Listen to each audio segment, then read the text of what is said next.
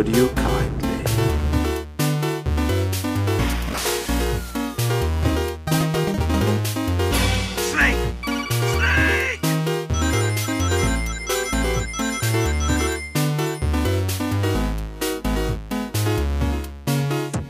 The hidden levels.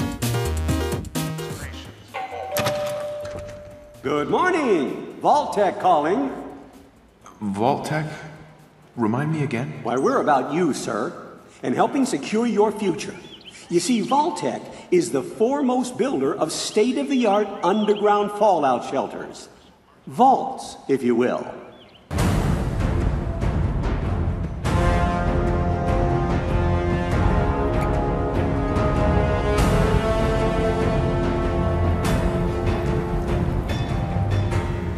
Hello everybody, welcome back to the special edition of the Hidden Levels where I, your host Caleb Masters, take a delve at all of the crazy E3 news we've experienced in the last, 48 hours? Yeah, 48 hours since Sunday night. It's a big deal, guys. We're at E3, this is the biggest event in gaming of the year, and we haven't been on the air in a few months, but this is something way too huge for the Hidden Levels not to talk about. So, as always, I'm your host, Caleb Masters, and I'm joined by one of my co-hosts. Sir, could you introduce yourself? Tyler Johnson. And we're going to do a kind of hit on the high points of some of the big E3 conferences. There has been an overwhelming number of conferences this year, more so than I believe any year in E3 history. So we definitely have a lot to cover here in a very brief amount of time. But me and Tyler here are going to go ahead and give you our best. I do want to ask you, before we go head first in, I mean, how do you feel about the number of press conferences this year? Because I feel like there's outside of the big three, you also you had EA and Ubisoft coming back, and then on top of that, we had Square Enix and Bethesda both doing their first press conferences ever, I believe. Mm-hmm. So, I mean, quite a bit of news is broken. It's been kind of crazy. I mean, how are you feeling about it? Yeah, I mean, I'm always for more conferences if they bring more games. There was kind of some strange overlap between some of them, specifically Sony and Square Enix, showing off some of the same exact trailers as one another. Yeah. And I think that made it a little bit strange, and perhaps made me wonder if we are getting to the point where we have too many conferences happening, if they just are running out of content. Yeah, well, it's kind of funny because, I mean, between EA, like Star Wars Battlefront has made an appearance at like every conference, it feels like, and then of course, definitely the Square Enix. I mean, we saw the same, and it was the same content too. Like, for instance, and we can hit on it later, but that Final Fantasy remake reveal, which was very exciting. I expected them to have something a little more to show with their second conference at their own Square Enix conference, but it's the same trailer, and the only thing we got different was that, hey, there's more coming this year. So, you know, not a lot new there. Not a whole lot new. There's definitely some overlap, and I think we saw the same thing with Ubisoft as well. But yeah, I'm with you. More press conferences, the merrier. I think Bethesda really kind of swept in there with their big. I mean, they had a couple of they had several things to talk about. Obviously, Doom making a comeback. That was kind of neat. And we also got a look at Dishonored 2, which is really cool. But really, the real reason they had that press conference, and Todd Howard had even said at the top, he says, "Well, a year ago when we started talking about unveiling this game, we decided we got to do a conference, which was Fallout 3, which was, I mean, momentous. I mean, that I think that's the game everyone in the game industry, I mean, I know the two of us especially, had been highly anticipating for quite some time. And I guess my question for you is, do you think it merited its own conference? I do. And in fact, it's interesting because even though Bethesda had less, I think, overall in terms of number of games, their conference was one of the most exciting ones for me, and it was entirely because of Fallout 4. Yeah, I mean, Fallout, that was, and they were very smart. They held it all the way to the end. So the whole, sure. it kind of built the momentum, because you're like, okay, it's not like any of the games we saw were bad. I mean, Doom, like those first two games were very exciting, but really we're all sitting on the edge of our seat in the back of our minds thinking, okay, they're going to have Fallout here, right? And that kind of fed the excitement, right? So it made the entire conference as a whole kind of elevate that like intensity, like that excitement and anticipation we all had. And then, of course, when they delivered Fallout, they delivered in spades. They gave us a trailer. We had to see some of the opening shots of the game. They unveiled that smartphone game that launched at the end of the press conference on the iPhone store, on the Apple store, which was Super impressive. Yeah, I mean, they really delivered, I think, in a way that the other press conferences didn't quite reach. Even though I think the other press conferences, all of them, in fact, had more content to show. I think it was just that's the one gamers we've all been really, really anxious to see, and they didn't let us down when they did. I loved how they managed to show off a lot of gameplay and content from Fallout without it getting boring. I think oftentimes during these demos, things can kind of slow down a little bit. Maybe it was perhaps because I was so excited for Fallout 4 that I was on the edge of my seat for every piece of content that they showed. But I loved that whole, everything that they showed. Yeah, and what it was nice about it too was they didn't linger too much on a particular aspect of the gameplay. It's like, here's the opening, that's cool, we like that, let's move on. Okay, here's the iPhone game, check that out. Ooh, and we're all kind of going nuts over that. We're like, oh, that's kind of neat. And then they're like, oh, and hey, we're gonna have a game mode. You're gonna build your own town and build it for a siege for when intruders come in. I mean, like, it wasn't like they lingered on you just walking around the wasteland. They kept it moving by keeping it all fresh content. And then they tail ended there with all the different weapon customization you had access.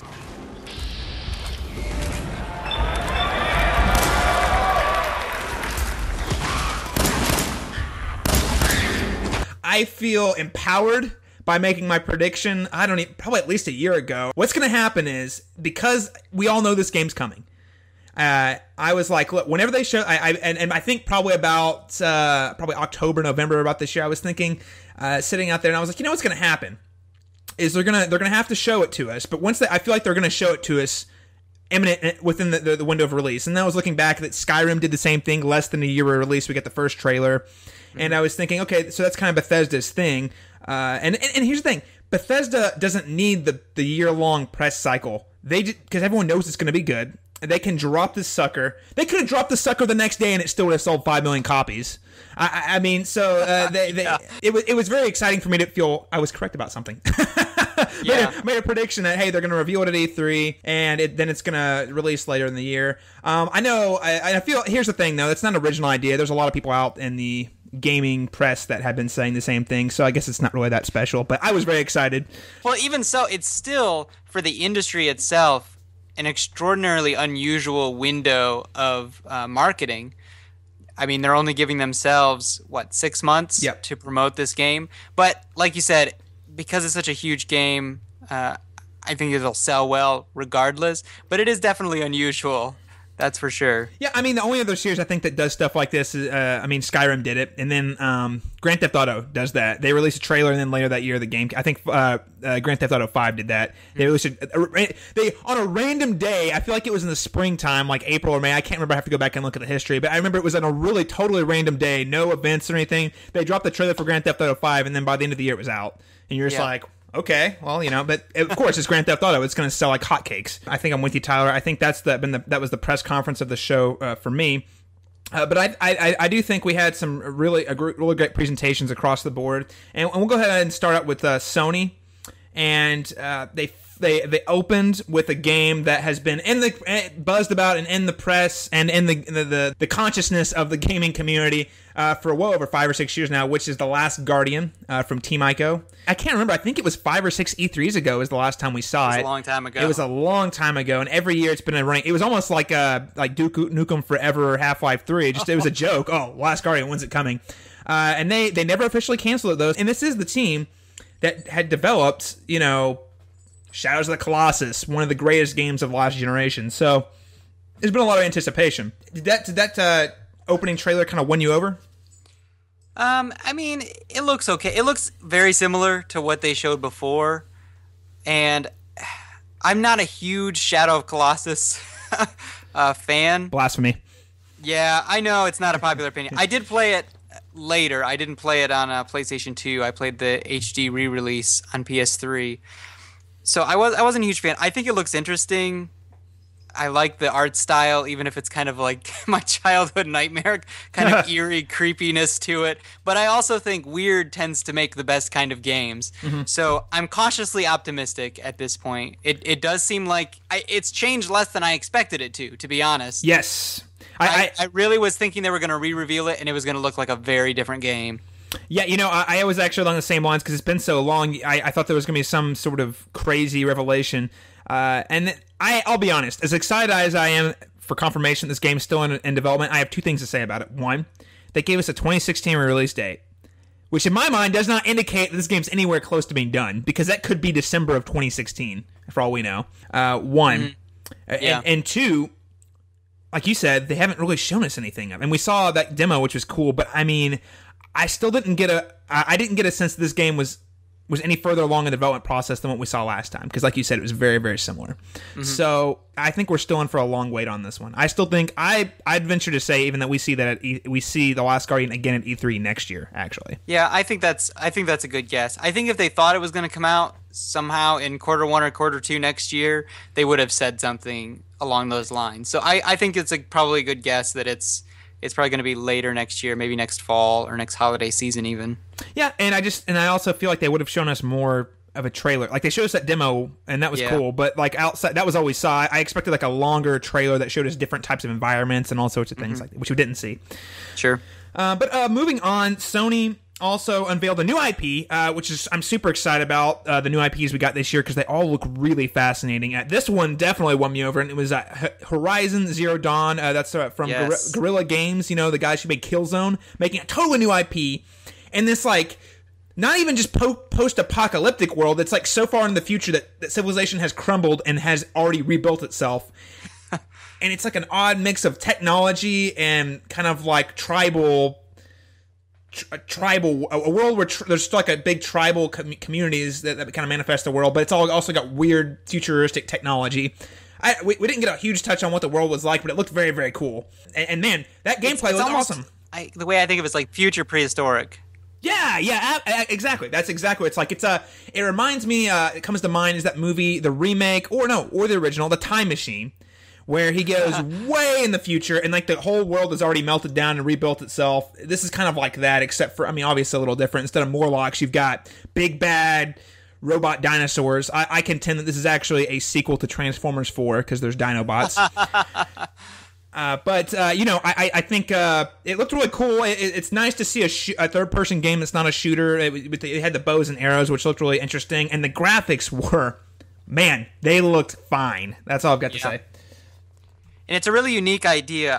I really love it. It almost seems like instead of, historically, when the dinosaurs, it was sort of biological evolution. And now it seems like almost mechanical evolution has sort of replaced biology in this kind of world, and so it's the humans have almost restarted in a way. It's very fascinating. Yeah, no, exactly. And it's a cool concept to play around with in games, and we've seen it a few times. It's a premise we don't see as much as in fiction as you think we would, but it has been done before. But I can't think of a time that it's really been done at least this way in a video game. I'm sure there's someone out there listening or watching who disagrees, like, but there's that one game. But for me, it seems like a pretty fresh concept. And yeah, it does. And again, we didn't see a whole lot. We saw like that little boss battle. Very exciting though. I think Horizon Zero Dawn is definitely going to be one to watch out for, and it could be like another one of those new. The PS3 gave us a whole slew of new IPs. And I think this could be a front runner for those new iconic IPs we see on the PS4. Then we had another game, No Man's Sky, highly anticipated. And then this is the game. The No Man's Sky is this kind of indie developed game where it's all about exploring the universe. Not really so much combat, but just going and exploring different worlds that have all evolved in their own way. And basically, they were just showing off how, really, if anything, I feel like the whole point was to show off the scope of how big it is and how ambitious it is by showing us, hey, here's a star system, and here's all the planets in the star system. Now let's back out and look at all the star systems we have in the universe, in the galaxy. I'm like, okay, that's cool. And then he went to a random, supposedly selected a random planet that he went to. And it looked cool. I'm not gonna lie. I was like, it looks cool. I think it looks extremely ambitious, but I don't want to be a skeptic because I think the premise sounds like something I love. It reminds me, it's like a Metroid Prime game almost, except for on a way bigger scale, where you just have an infinite number of worlds to explore. Not even really about the combat or anything, but you just kind of explore and puzzle solve. But I don't feel like we've seen enough. I feel like we saw what we saw last year, and what we saw is cool, but it's not enough to convince me that the game's going to be what it promises. Yeah, the scope just seems impossibly large for this game, and I think eventually, once this game releases and people sink a few hours into it, I think no matter what they say, we're going to start to see some overlap between these worlds. We're going to start to see things that start to look similar between them, and so realistically, I don't think the scope of this game is going to. I don't think it's possible for it to be quite as large as they're making it out to be. But I do think it looks really interesting, and I'm excited to give it a try. That's for sure. Yeah, I'm totally with you. I can't wait to get my hands on a demo or a hands-on with that thing. It looks cool. And what I want to see is I want to see them land on a planet that's super evolved, right? It's like a super civilized race, like a far beyond what we are. Stuff like that would be more... Because everything, like, again, the types of creatures we saw... in the press conference last night look a lot like what we saw last year, so sure. I'm excited about that. Tyler, there was a little game that came out that I think everyone was. I personally have I've never played these games, but a lot of people seem very, very excited. In fact, they're so excited about it, they decided as soon as Sony announced a Kickstarter for it, they're like, "Yeah, let's go donate it," and it raised over $1 million in less than 12 hours. And this is Shenmue 3. Tyler, do you have any experience with this franchise at all? I don't, but it seems like everyone that has really, really loves it. And so I'm almost feeling like I missed out on something by having not played the previous titles. But yeah, this was so bizarre for Sony to do, and it almost kind of put a bad taste in my mouth because it's my frustration with Sony overall for their conference this year is that they're focusing so much on exclusives, but they're not always focusing on first-party exclusives, which is what I care about. They're focusing on just getting the content that won't come out on the Xbox. And so they're paying off third-party publishers to say, oh, I want this DLC to only release on PlayStation or have it be a timed exclusive. And so I think they're spending a large amount of money to be able to do this. And then they come out and they say, oh, here's the game that everyone wants to make, but you're going to have to pay for it. Well, no, it was hilarious because me and Tyler were texting back and forth, and I didn't even think about it. I was kind of upset about the Kickstarter on principle. But then, like, they had all these timed exclusives they announced. You're like, wait a second. How much did they pay for all of those? Could they not have put, like, half of that budget into this one game, And it's a bit, for me, that's a big red flag. I don't like it when the big it defeats the point of Kickstarter, in my personal opinion, because Warner Brothers did the same thing for the Veronica Mars movie. It's like, hey, you want this movie? Give us $2 million to make it. And it's like, come on, guys.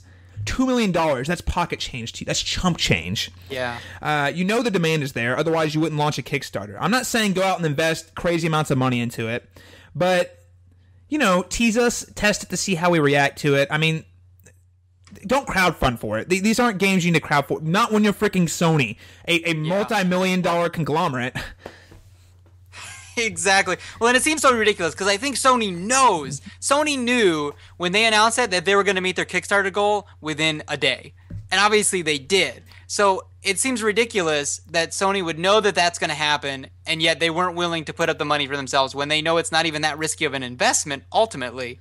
It's kind of sketchy. And I think that nobody is winning by them getting this exclusive DLC or these timed exclusive games when they're not really funding the development of these games. They're just funding exclusivity. Hey. That doesn't, no, PlayStation gamers don't benefit from it. Xbox gamers don't benefit from it.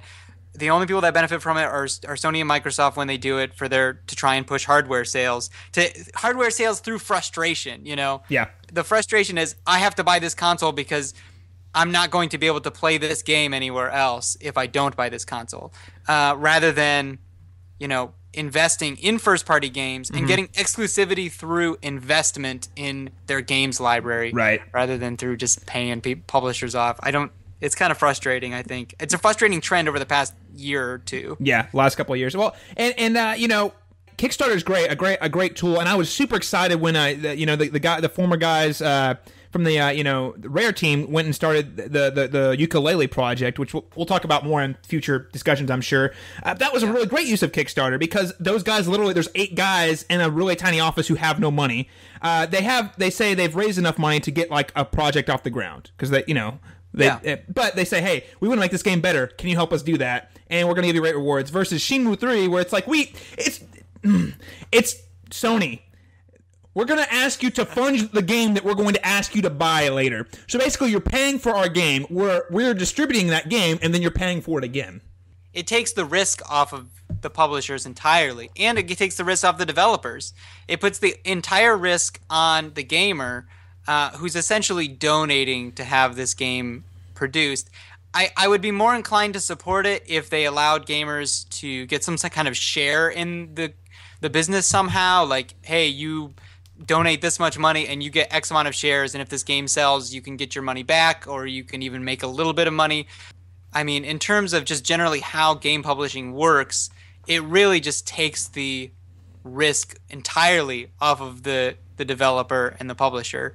This could be a pretty hot topic that maybe we can delve into later. We're a little short on time, sure. But the starter of major publishers using Kickstarter as a tool is frustrating, and there's a lot more to talk about there. But we'll have to get back onto that on a future segment of the Hidden Levels. I do want to hit on 2 more games at least before we wrap up on Sony, the first of which being the mother of all Sony fanboy dreams, okay? Years ago, back when the PS3, I think when that 2005, 2006, when the PS3 launched, Sony teased us with a CG trailer or movie showing a tech demo for the PS3 that was from Final Fantasy VII. And ever since that E3, everybody has been like, where's that remake of Final Fantasy VII? And they're like, oh, it's not a game. That was just a demo. That didn't keep us from asking. We just kept asking. We're like, where's it at? Where's it at? And by popular demand, after literally a decade of people begging for a remake on these high-definition consoles, they finally announced Final Fantasy VII Remake. It's finally coming. The reunion at hand may bring joy. It may bring fear. But let us embrace whatever it brings. For they are coming back. At last, the promise has been made.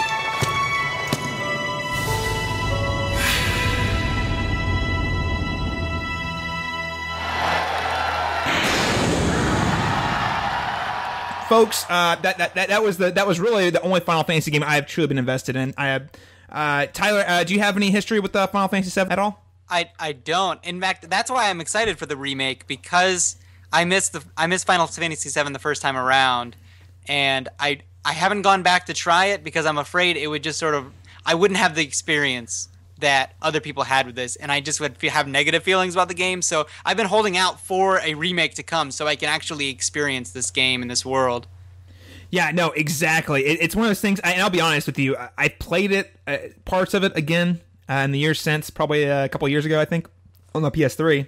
Mm-hmm. It does not hold up as well. I mean, it's got if you played it growing up, it's got the nostalgia factor, and it feels good in that sense, but I cannot imagine someone who had not played a Final Fantasy game going to pick that up and be like, oh my, and having the same feelings of awe and amazement, because the entire genre and game industry has evolved since then. It's like trying to introduce someone to GoldenEye these days. I'm sorry, it does not. It's a great game. It was especially great at the time, but it just does not hold up. Yeah. That's super exciting. I was in a crowd. I was in a theater full of people, and there was a standing ovation when this game when they actually revealed the title at the end. I mean, people were going bonkers for this thing. So I think now they didn't give us a date in our press conference, but they did say that they're gonna have more to show of it later this year. So we have a lot more to look forward to on that front. Earliest, I think it'll be a late 2016 release, or even later than that. Who knows? Knowing Square Enix, it's going to be later than that, because they're going to want to do a knockout. This is going to be a game they're not going to want to screw up, and we know how long they take. Sure. Honestly, it's probably going to take the same development life cycle as a normal Final Fantasy game, if I had to guess. Yeah. Which means about 5 or 6 years. Forget Call of Duty. I was going to bash on Call of Duty, but ain't no one got time for that. So we'll go ahead and wrap up the closer of their show, and that was the Uncharted 4 demo. We had a little bit of a tech scare initially. You're like, oh my gosh, this demo is such an exciting game where you look at that awesome crowd. Oh, and the graphics, cool. And then you cut to black. Yeah. But what we saw was really cool. We actually got to see some... I believe for the first time in the history of the franchise, you actually driving a vehicle as opposed to, running and jumping from some. And it was a really great show of the tech. I mean, it's more Uncharted, so we knew what to expect. But even though it's more Uncharted and we know what to expect, it never fails to be like, wow, that looks so much fun and so awesome and impressive. Yeah, it looked really, really good. It just made me even more excited to finally get my hands on that game. Yeah, I know. it's one of those games. When it comes out, it's going to be a big event. I can't wait to get my hands on it, and I am kind of thankful it didn't make it this year. Honestly, I'm pretty thankful most games that I was expecting this year, like Zelda. That and Zelda did not make it this year because Fallout 3 is going to literally eat up all of my gaming time. Not to mention Battlefront 3 that's coming out, Yoshi's Woolly World. It's a long list. I'm still a little nervous. They haven't announced a release date for Persona 5, which is my number 2 most anticipated game of the year this year, left for this year after Fallout 4. And I'm a little nervous they're going to bring it out in November at the same time. And I'm going to have a dilemma because they're both huge, massive, long RPGs that I'm extremely excited about. Well, this has really been and this is again another point of conversation. This really has been the year of epic long RPGs, though, because Witcher just came out. There was Dragon Age. Dragon Age was last year, wasn't it? Was that last year? Dragon Age was last fall. Yeah. Last fall. Okay, but people are still playing it though because of how big it is. Well, it's long. Yeah. So just lots of huge epic RPGs that are all great, and that's exciting. Xenoblade Chronicles X. Xenoblade Chronicles X. Yes, in December. You know what? Well, we'll go back to Microsoft. We'll get back. We'll roll on the mention of that. Let's go ahead and roll on to Nintendo. We all got up this morning. I guess for you it really wasn't early. It wasn't that early. No, it was noon for you, right? Yeah. It was 11 for me, so it really wasn't that early. But I was, still chilling out, my PJs, drinking some coffee, live tweeting. So we got to watch Nintendo's video, and it was okay. I think we all had very high expectations for what we were going to see, and I think that when they decided to push Zelda back, we all just assumed there was going to be some other killer IP or video or something to show off to fill the void, even if it wasn't going to be quite as big. We're like, well, Metroid. We haven't seen a Metroid in a while. And, okay, so maybe it's going to be a Metroid Prime or a new Metroid or whatever. Well, and Retro retweeted Nintendo's tweet about the E3 conference. Yes. Their Twitter had teased that they were going to have something there. In that case, they're just trolling us, and I hate them. Maybe. I mean, it's still possible. There's still a couple days left of E3, and Nintendo's been being weird this year, announcing stuff in advance. Yeah. So their conference was disappointing, but I think people would be talking about it in a very different way if they hadn't released that Smash Brothers DLC on Sunday. If they had just held that for Tuesday and announced that Ryu is coming to Super Smash Brothers, and if they had held the Earthbound announcement that they made on Sunday, if they had held that for their conference, I think people would be looking at this digital event very differently. So I think in terms of the whole week, Nintendo did all right. But in terms of that one digital event that everyone had these high hopes for, I think it wouldn't be in quite a bad of shape as it is now. Yeah, and again, it feels like a letdown, and I'm in that camp, but I'm trying very hard not to be too fanboy, because when it comes to Nintendo, I'm not going to lie, I am very fanboyish at times. It is my Achilles heel, but I'm trying to be objective, because I don't think they had a lot to show, and they had a lot of cool stuff to show. It wasn't what we wanted. But you're right, I think Nintendo has moved away from the traditional... obviously they don't do press conferences anymore. And even last year, they had their video and they trickled information out throughout the week. And they're taking the same approach this year. So they started off early with Super Smash Brothers. And I think that's fine because it gave Super Smash Brothers more time than they would have given it in this video had they made it, actually try to squeeze it in. We're only really, guys, we're podcasting at the end of E3 Day 1. In fact, it's still going on. So there's still room for Nintendo to let out more information through their treehouse, through their closed doors, round tables, and things like that, which they have done in the past. So I don't think the jury is out on Nintendo's show as a whole, but I will say the video was not what we would hoped it was. Now, good news, because I do think there were some cool things. We finally got to some real footage of the new Star Fox, and I personally think it looks great. It looks like classic Star Fox. I mean, what do you think, Tyler? I mean, I think it looks okay. The control scheme is what's really... I'm just not interested in the double screen gameplay. I just don't like it. Okay. I don't like having a high definition television and spending most of my time staring at the tiny gamepad. So I'm skeptical about that. I would rather just be more traditional Star Fox as far as controls go. I'm skeptical about the motion controls. I know it seems to be going back and forth about whether you can use the analog sticks to control and aim and things like that, or if you have to use the motion controls. So there are some concerns I have about it still. But in general, if there is a way that I can somehow play the game with traditional controls and enjoy it that way, I think I'll be really on board with it. The second screen experience I'm cool with. The thing that I'm really worried about is the gyroscope. I don't want to have to use that thing. Personally, I like the idea of having a second screen to look at for, like, one of the things was you could drop a little robot out from your ship and walk around. Sure. I was like, no, that's kind of cool. As long with the kickers, I don't have to use the gyroscope to steer them. Like, I'd rather use the analog stick. So it's like a giant DS. I'm cool with the second screen. I would like the primary emphasis to be on the main screen, of course. But my biggest concern though would be that and this is something that we're not going to find out until the game comes out. I'm still worried that it's going to be a little short. I hope it's more like Star Fox 64, where it's actually got a lot of layers to it, a lot of different alternate paths to take and everything, as opposed to Assault, which was I will defend that game up and down. I actually love that. I love that game. My problem with it was a one and done. There was no choosing missions or anything like that. It was like, I think 10 missions and you're done. As far as what I saw, as far from the gameplay, looks like classic Star Fox. I didn't see anything about people walking around. You've got a little. From what I could tell, we've seen 4 different vehicles: classic R-wing, some sort of helicopter thing, which is probably going to use the gyroscope. You can apparently transform into some sort of AT-ST-ish walker thing. That's pretty cool. And of course the Landmaster. So 4 different vehicles. I'm excited to see if they actually announce a multiplayer. Now they did say, Miyamoto did go on record saying today that the focus is not on the multiplayer at all. They're focusing on the campaign. I prefer that, but I would also like at least good local multiplayer like we got with Star Fox 64. I wouldn't hold your breath for multiplayer, honestly. I'm not. I actually liked Star Fox Assault's multiplayer too. Yeah, I don't know if Nintendo's going to bring it or not. I don't know either. It just seems like a natural multiplayer game, but at the same time, I would again rather them put the emphasis on the campaign. Sure. But that's just my take. So yeah, we definitely see more Star Fox here in the future. Other cool things. They showed they showed so much of that Mario Maker. Lots of it. I think it looks amazing. I think it looks good. I think it looks great. I think everything they're showing looks cool. I feel like Star Fox and Mario Maker should have been the building blocks for like a giant effing Metroid or Zelda or something. But both of those are good. But I think it looks cool. It's like Little Big Planet with Mario, and I think it's really cool that you can choose the different art styles. I'll be honest, I'm not going to make anything.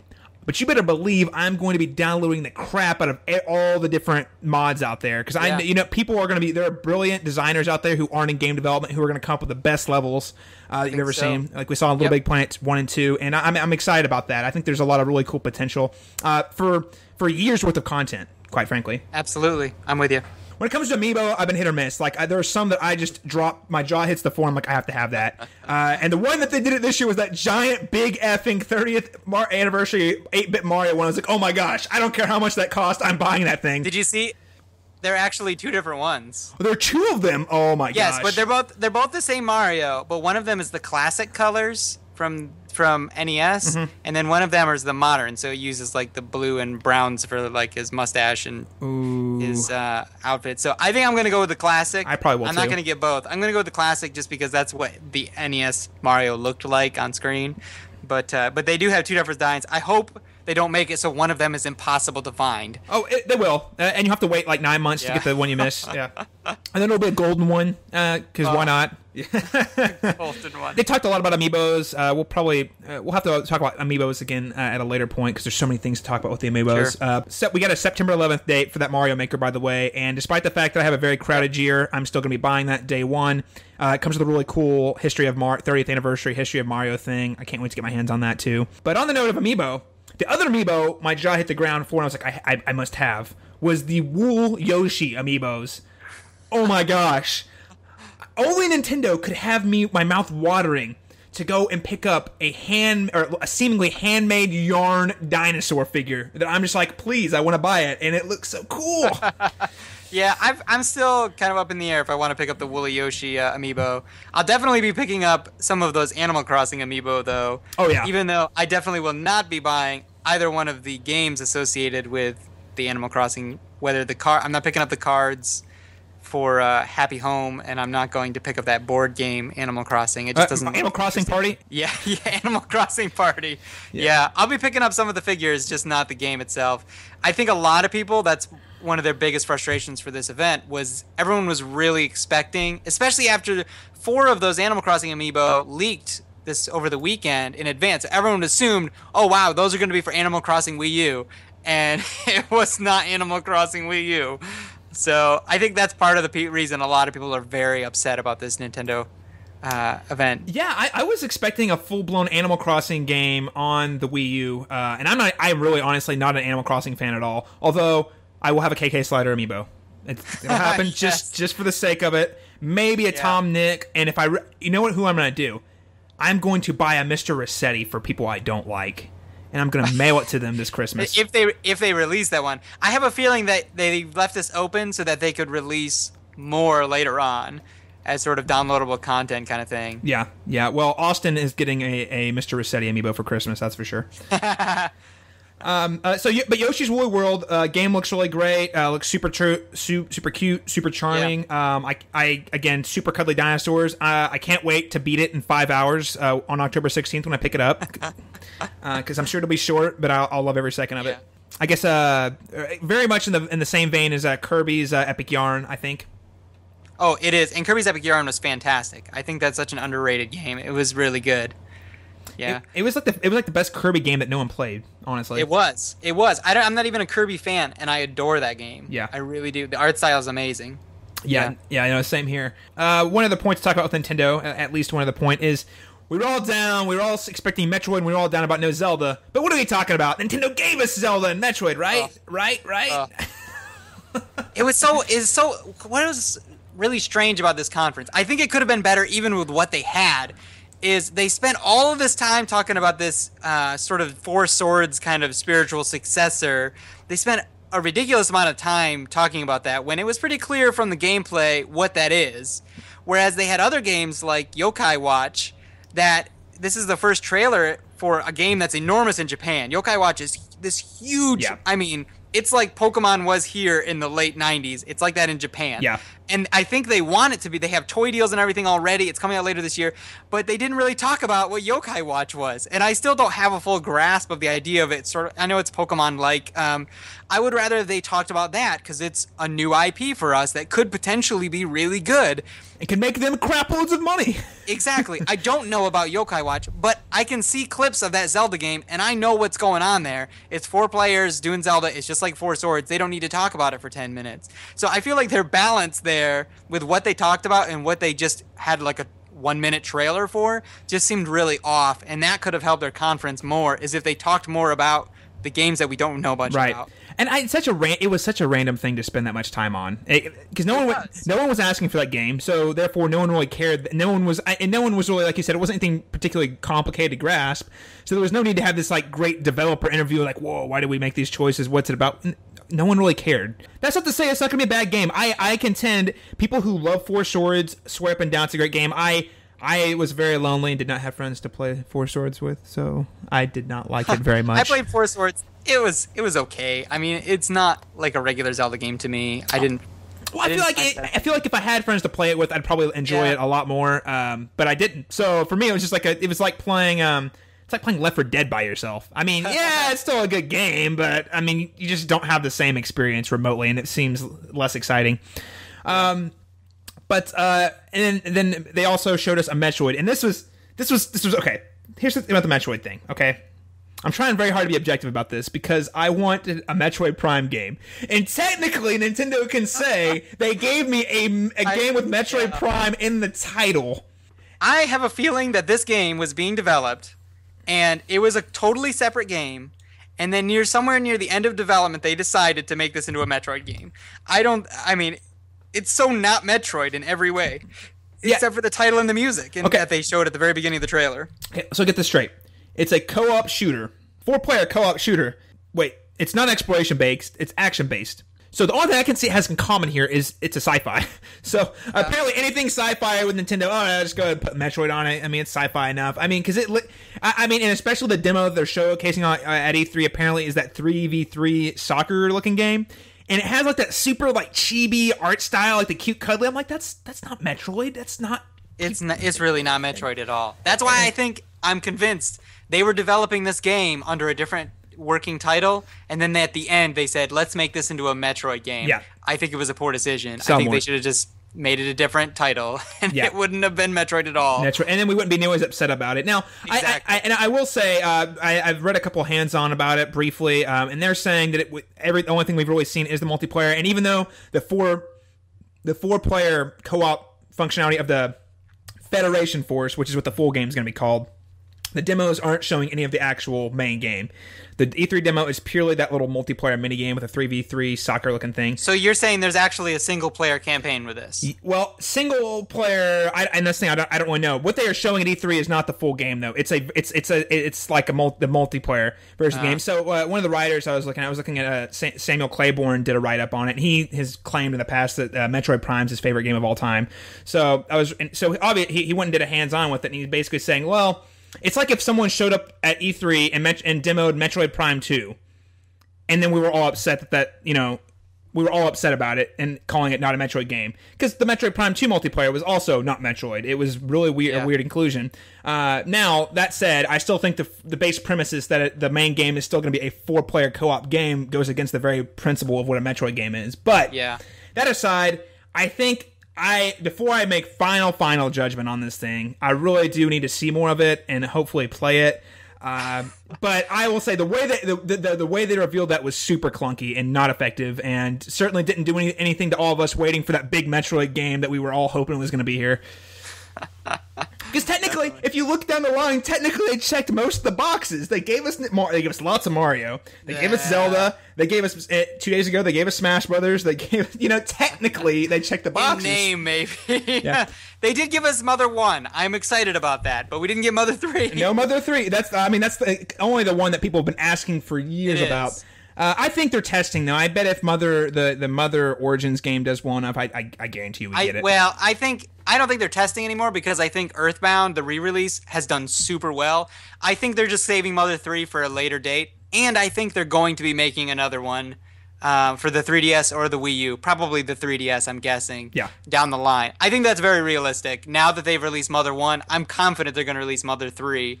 It doesn't make any sense. Of course, Nintendo does a lot of things that don't make sense, but I think it's coming. It's just we're going to have to be more patient for it than we want it to be. That's always with Nintendo, right? Nintendo is the company that makes us feel like a child in every aspect. It gives us all the awe and the wonder and the excitement of a new game.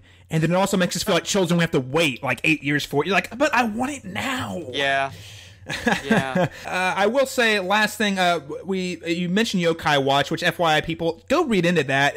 This is a franchise I was not aware of until about 3 or 4 months ago, the various podcasts and reading about that franchise, and it sounds a lot like Pokemon, but more in our actual world, and the creatures seem a little different. So I think that's a lot of cool prospects there. But we did get a trailer for Xenoblade Chronicles X. I am super excited about this game. Yes. I'm ecstatic actually because I've never played a Xenoblade game. I bought the 3DS remake, and not saying the game was bad, but I could not get into it on my small screen. It was actually a huge hurdle that I could not get past. I tried really hard. I probably put about 6 or 7 hours into the game, and I ended up trading it in for Witcher 3. I don't normally trade things in either, but either way, point being, I feel like this was a game that was too big for the 3DS. I want my full, glorious, high definition on my 50-inch TV that I've got. And they showed the trailer. The trailer looked amazing on my 50-inch TV. I'm like, okay, sign me up. This is the game I want to play. And we're getting it this year, December, before Christmas. Yes. That and as a quick note, because I think it tends to get overlooked, they had brief trailers for the new Fire Emblem on 3DS that's coming out, and a strangely entirely Japanese trailer for the Fire Emblem Cross Shin Megami Tensei. Oh yeah, that's a big deal. That's a huge deal in Japan. It is a big deal, and it's strange because I've enjoyed. I haven't played all of the Shin Megami games. I've only played the Persona, which is really kind of a side spin-off. But it's clear that from previous trailers that the Persona series is highly influential in their design for this game. And I played some Fire Emblem, and I'm really excited about it. But even watching this trailer, I have no idea what's going on. It's all in Japanese. It's really strange. And so I feel like they had a missed opportunity for maybe even talking about that game a little more, because that's a Wii U game. And so I think that's a huge title that seems to be getting overlooked, probably because of how Nintendo is promoting it. And if you aren't familiar with those two series, it might be completely overlooked because the trailers have been really confusing and unclear. Well, yeah, I didn't even realize it was that close to fruition. I knew about the Shin Megami and Fire Emblem crossover, but first off, I could tell you, again, I've heard about it. I've read about it. I didn't know it was a Wii U game. I honestly just made the natural assumption that it was a 3DS game. And I saw that trailer. I was like, "Oh, cool! Exactly, this exists." And then, bam, it's gone. That's a big deal. And the thing is, Fire Emblem is it's weird because Nintendo is putting a lot of investment in the Fire Emblem franchise. I mean, look at how many Fire Emblem characters are in Smash Brothers right now. I mean, just that alone, they probably have more Fire Emblem characters than Mario characters almost, or getting close. Depends on if you count Donkey Kong and stuff. Oh, okay. Well, borderline. But yeah, it's close. So, and they have a lot of 3DS games, none of them which I played. But I know that they're amazing. That's another franchise blind spot that I want to pick up. But I know that they're amazing. They all get incredible reviews. Everyone loves them. So why is Nintendo, I guess, not headlining stuff like that, I guess? Sure. It's a great question. Yeah, it's confusing. I wonder if they feel like it might be just a little too Japanese for the West. I just don't know. Well, it is if they release an all-Japanese trailer that's completely unclear what's going on. Hey, we have a franchise we want to bring over to the States. How can we communicate the best parts of this franchise? Okay, we see that trailer. Let's just play it. Just play it. No subtitles. Just roll. Sure. And in summary, I think the digital event could have been good if they had cut down on the Zelda talk. Some of the developer talks were just too long. If they had cut down on the Mario stuff at the end, that seemed totally unnecessary and strange for this press conference, and then just expanded what they did talk about for games like Yokai Watch, for games like the Fire Emblem crossover and the regular Fire Emblem. Talk about those. We don't really know what's going on with those, so tell us about them. And I think that would have made the whole Direct seem a lot better, because they still really did have a lot of content. And it's a shame that we're focusing so much on the Metroid and Zelda things, which are ridiculous, but ultimately they still have stuff that they're bringing us that we should be excited about. Yeah, no, exactly. Nintendo always delivers. It's just they have sometimes they have a messaging issue. We could go on all day Sure. about that. But that's definitely going to wrap up our conversation about. We talked a little bit about Bethesda, Nintendo, and Sony especially. Don't worry though, we will get to Microsoft at another point. This is likely the first part of hopefully a multi-part E3 discussion that's going to happen throughout the week. We will see. And I want to highlight, folks, I'll be honest with you, we're not at E3. We're not technically gaming press. We're just dudes who love video games and I'm literally watching and following this coverage like it's my job, and I'm not exaggerating that point. I literally all morning I went to the theater to watch the Sony last night, and I got up this morning, was watching all the stuff I missed from yesterday, and this morning I'm on my couch watching all the press conferences, and I'm going to write about it. We're podcasting about it. So we are huge fans, and we're huge fans of the video game industry, and we're talking about the biggest things going on from an onlooker's perspective, and hopefully we'll get some better ideas after the hands-on and demos that get put out there over the next couple days. But we are really excited to talk a lot more about E3 this year. Tyler, do you have any other thoughts on Nintendo, Sony, or Bethesda before we wrap out tonight? I think overall, in the whole grand scheme of things, we have a lot of fantastic games coming, and I'm really looking forward to it. I think we are in for two of the best years of video gaming in the last 4 years or so. I think the last time we saw this level of consistently high quality games coming out. Now, granted, a lot of these games are going to slip and slide on the release dates, but I really feel like we are looking. I think the last time I can remember something like this, 2010 and 2011 and 2012 was a great run right there.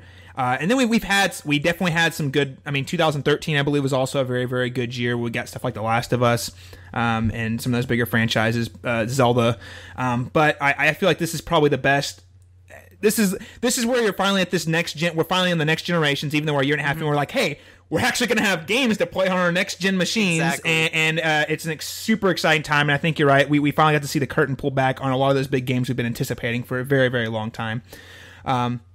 And a lead a note for maybe we can talk about on our next segment would be I think this is going to be remembered as a year of resurrected franchises. Despite all the new stuff we see, there's been a lot of games that have been in development for a very long time or been promised for a very long time that finally came to fruition this year. So yeah, exactly. But more on that at another time. Tyler, thank you so much for hopping on and talking with me on the Hidden Levels today. Glad to be here. And listeners, thank you so much for tuning in and checking out our discussion. If you want to find any more of my work, you can find my entire online portfolio at calebmasters.net. You can follow me on Twitter at BigCalKenobi91. That's Big CAL Kenobi 91, not to be confused with old Ben Kenobi. Tyler, is there anywhere in the realm of the internet, the interwebs, people can find you? Sure. I mean, they can look me up on PSN if they want to check out what games I'm playing. Back to Narnia is my username, and see what I'm playing, at least on PlayStation platforms, until Nintendo starts to include some kind of trophy feature or something. We'll get there. They're slow. Maybe in a decade they might be there. Sure. All right, guys. Well, thank you so much for tuning into part 1 of our E3 special. We'll see you next time on The Hidden Levels.